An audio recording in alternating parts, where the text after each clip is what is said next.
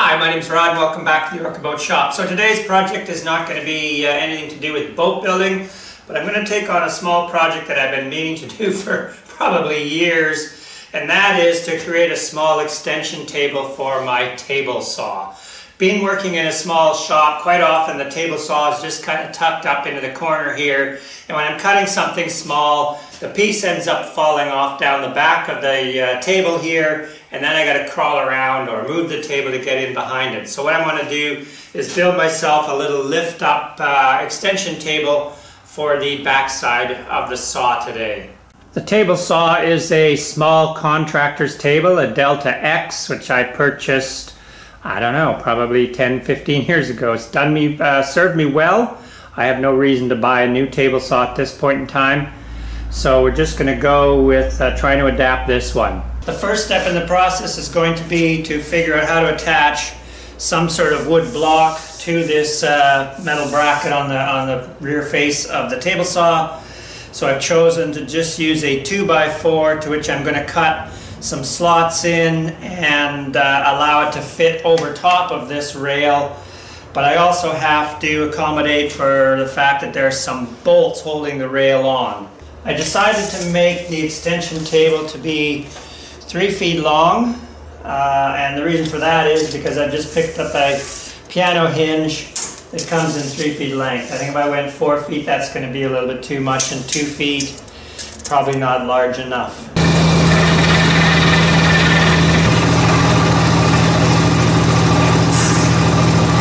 So as mentioned, underneath the L bracket are these large bolts which actually hold it to the table itself. So I need to figure out where those nuts or bolts are going to interfere with my 2x4 on top.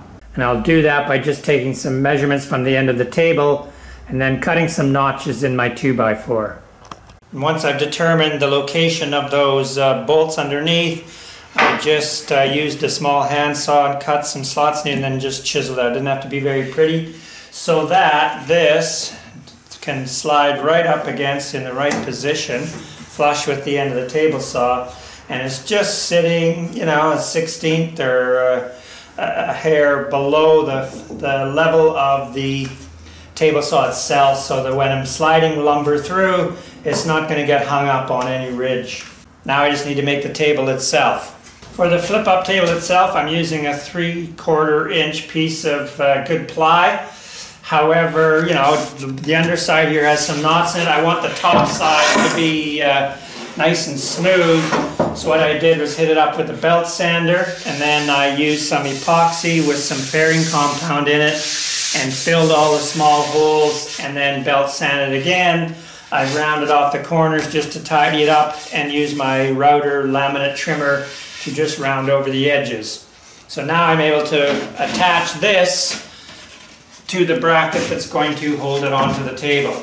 With my bracket that's going to hold it onto the table lined up flush with the edge here of the plywood table, I'm just going to use my self-centering drill bit to drill a few small pilot holes in and attach some small screws. Just going to put the screws in by hand. I'm worried that, you know, power drill will just drive it in there and strip the hole out. So I put a one in there, one in the other end, and work my way through. Now that the hinge is attached to the tabletop, I want to make sure that these two are down flush onto my workbench here, or my table saw itself, and do the same by drilling holes into the block and attaching screws there. And with those two pieces attached together, we can just do a dry run and see how this is going to sit onto here. So that will attach onto there, sitting into there, and flip up. So now I just need to figure out how to attach this to here with some countersunk, probably some bolts through there. So I'll have to drill 3 or 4 holes through the wood and through the metal. To go through the wood, countersunk slightly, come out the other side and be able to get a good nut on there. Looks like I will need at least a 1 3/4 bolt countersunk. Going through all of my hardware boxes, I found some stainless steel countersunk flathead nuts or bolts that'll go through there. I could not find any nuts to fit them, so I'm not going to run out and buy just 4, but I did find some stainless steel Tnuts, which I haven't used for a long time. So what I'll plan to do then is to drill through here, put the Tnut on the bottom, and then I can just use a screwdriver to tighten this all down through. I plan to put 4 bolts through. So with this in place, I need the first one to be at least 3 inches from the end, because the metal bracket does not extend all the way to the end of the table, so we'll go with 3 there, meaning I'll go 3 from the other end. Leaves me 30 inches, divided by 3 sections is 10 inches. So 3, 13, 23, 33. I'll start with a small pilot hole first.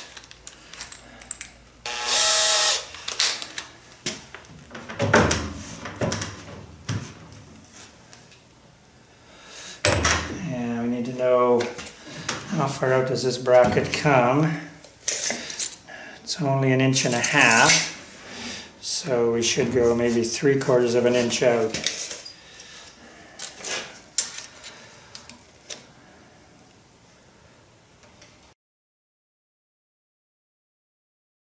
Holding it firmly in place, I'm going to drill through.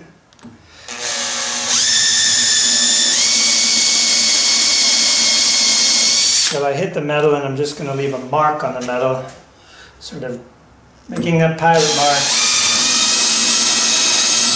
as to where I can drill through without having to hold this wood in place.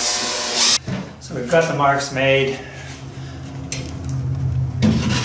I can punch through the wood separately. I'm going to need at least a 3/16 hole. So that first go was just setting a pilot, and now I'll punch through with my 3/16.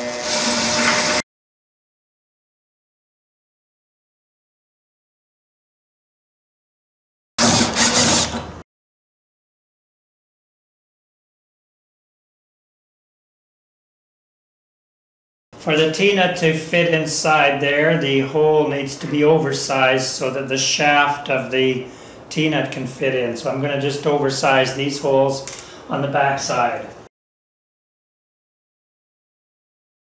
Now I'm just countersunk the top side of the hole so that our screw will go right through and not interfere with the fence sliding across. I hammer the Tnuts in from the back side. I don't want to hammer too hard because I may end up just splitting this piece off with that slot cut in the back side. But the screws, once in, will sort of pull these in. All right, let's see how it's going to hold in there.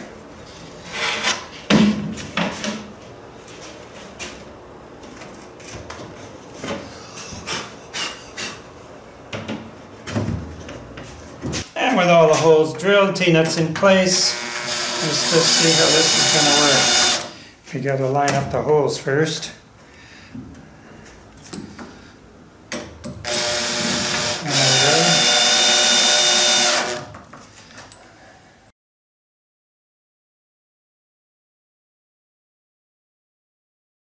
I can feel the Tnuts are being pulled into the wood. I wasn't sure if I was stripping something, but too hard with the drill, the Tnut might just blow out on the backside.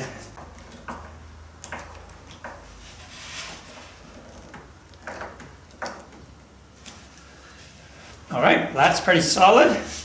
This will flip up to there. Now all I need to do is calculate how I'm going to support the table underneath when it's in the flipped up position. I'll likely just make myself some sort of swing arm that when up, it will lock it into place. It doesn't have to be perfectly level with the table as long as it's going to catch small pieces as they come through the table saw. So I will need to put some sort of a small spacer underneath the rear end of the fence, because as it slides across, it's dipping down and catching ever so slightly on the edges of the miter slots. Now that I know that the actual table will be nicely secured to that bar in the back, I've removed it because I need to do some cross-cut.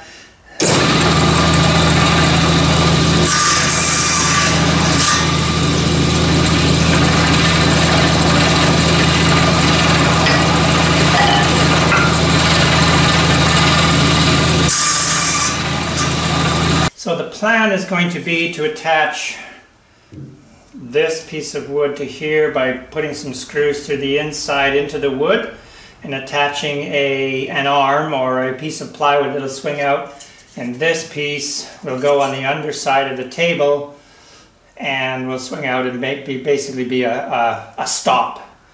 In attaching this vertical piece to the back side of the table saw cabinet, I need to make sure that it is perpendicular to the square edge that it's facing, because if the arm is, the support bracket is swinging out, it needs to swing out perpendicular to the horizontal surface. So I'm just going to take some tape, and the best I can is lay this up under there and holding it in place is to draw a vertical line down my piece of tape here.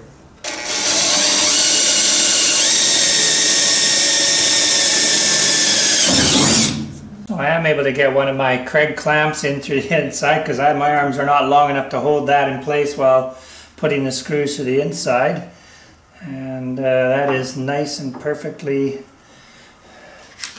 perpendicular. A little tap maybe here to the horizontal surface. Then I'll go in and drive some screws in from the inside. So for the swing out arm that's going to go underneath there, I've determined I need a piece of plywood 18 by 20.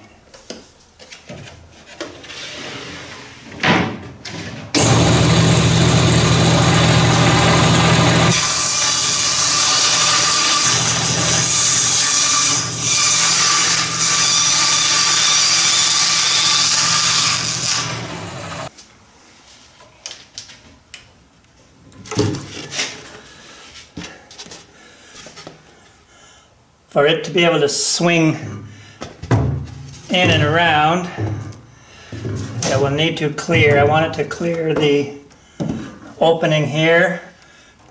So I would suggest we need to come out to there and down to here. So I need to sort of create a nice big arc in there, and I'll probably soften up some of the corners down here as well. Next up is to just add a few hinges to this face, which will go on the vertical portion. And again, I'm going to just use my self-centering drill bit. So the screws provided with the hinges in the package are too long to go through my 1/2-inch ply. So I'm moving down to a 1/2-inch stainless steel screw, mostly what I have in the shop, stainless steel and bronze.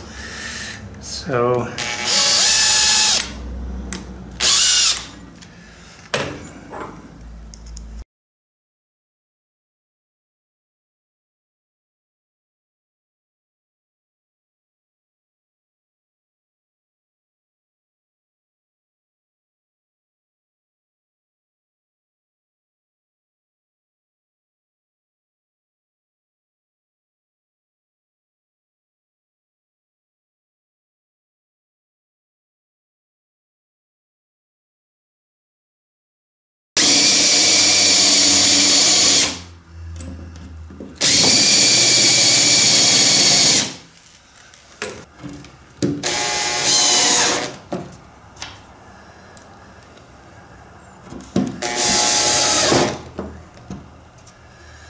well, it's a little rough right now. I probably will take some of it off and actually sand some of it down a bit.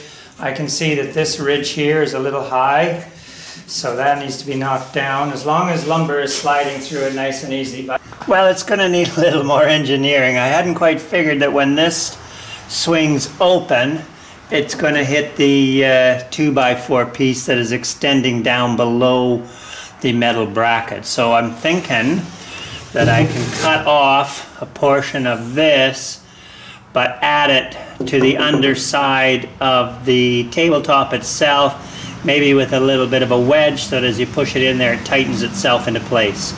I marked approximately how much material needs to be removed from the top of the support. It looks to be about exactly, well, not about, but exactly 1 inch. So I'm just going to rip that off on the table saw, and then I can rework my support under the table itself. So I added my corner back on. I'm just going to give everything here a nice little bit of sanding so there's no slivery edges on the plywood.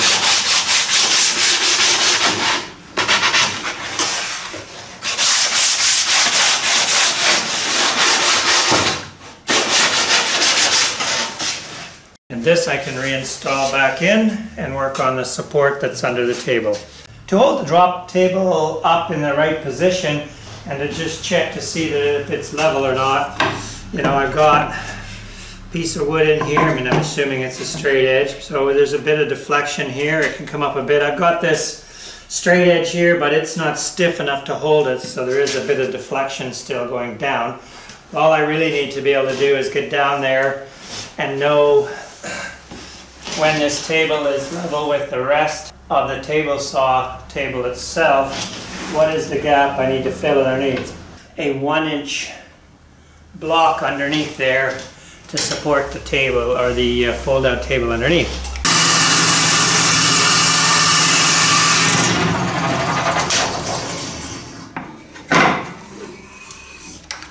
And that is the beauty of the outfeed table extension. Small pieces like this were always falling down the back, or I was dangerously having to reach in behind here to hold them from doing so.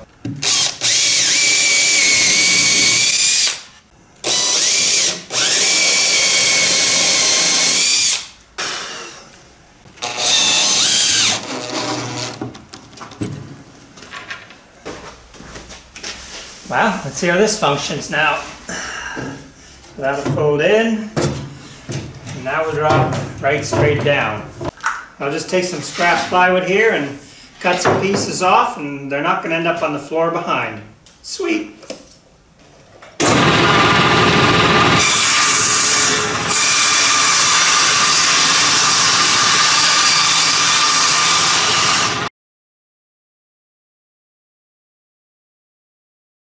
That's nice. And so it's easy enough to do. Swing it out of the way, drop it down, and the table saw can still go into the back corner. Because I'll want to be able to use my miter gauges and my sliding table, I need to route the slot through this extension table. So I put a straight cutting bit in my little laminate trimmer. I've set the depth by just using the actual slot. And I've put a ruler in here which I've clamped as a straight edge so that we can just guide this along and continue the slot right through. I won't come anywhere near the metal though, and I'm not going that deep that I will hit any metal.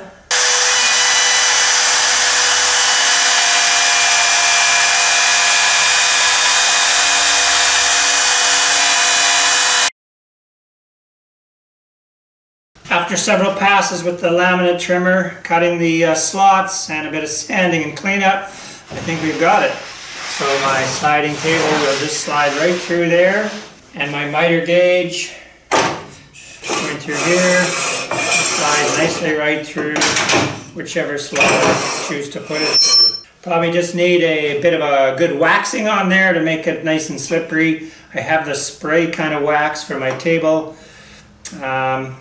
Don't know whether that's going to work on the wood so much, but we'll give it a go. Another simple project off my to-do list. Swing that out of the way, drop that down, and put the table saw away. So as always, thank you very much for watching. If you wish to become a subscriber, do so. Hit that bell. You'll be updated on any new videos coming out of the Orca Boat shop. And that's it for this episode. Time to get back to some boat building.